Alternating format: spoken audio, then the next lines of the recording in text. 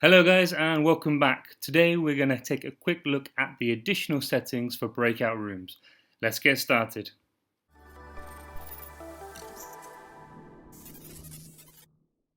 Okay, the first thing you need to do is make sure you've got breakout rooms enabled on your Zoom.us settings. Once you've got that enabled, start up a meeting and then you should see this breakout room option at the bottom right corner. We're going to click on that and we're going to manually assign, let's say we've got 3 rooms for a guided reading session or something like that. I can rename these rooms and I can assign students and teachers there.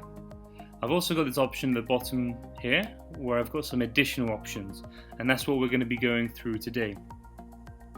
The first option is move all participants into breakout rooms automatically.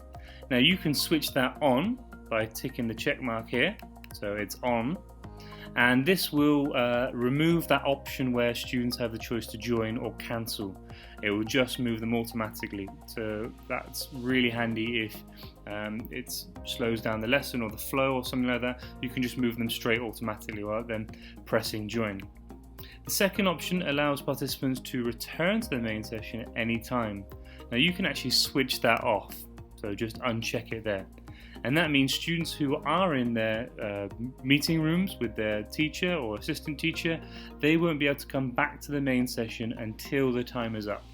Again, something that's really handy if you have a student who gets a bit confused or comes out of the meeting and then disconnects or things like that. You can just keep them in that meeting room or breakout room and there's no issues there.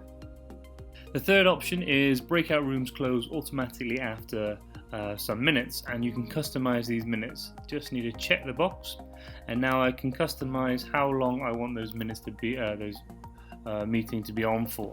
So if I want it to be 30 minutes or 20 minutes, I can change that depending on the session length. And as you see here, I've got the timer counting up, and in the breakout room when they're started, you'll have a timer counting down. And we can obviously notify you, the host, when that time is up. So set that to whatever your session length is going to be and keep that ticked on. And then the final one is countdown after the breakout room is closing. So here I can set that to in seconds to maybe give them 60 seconds, 1 minute of time just for the teacher to wrap up. I can also give them 2 minutes as well. It gives the teacher a bit of time to know to head back to the meeting. If you do enable this countdown after closing breakout room, it will give the children an option to leave the room. So maybe give them a couple of minutes before this countdown starts to wrap up their lessons. And how you can do that is once all these settings are correct, I'm going to click off. Now when I assign someone to the breakout room and open all rooms, I will be able to broadcast a message to all the students. So if I know I've got a couple of minutes left, I can say, okay, 2 minutes remaining or something like that.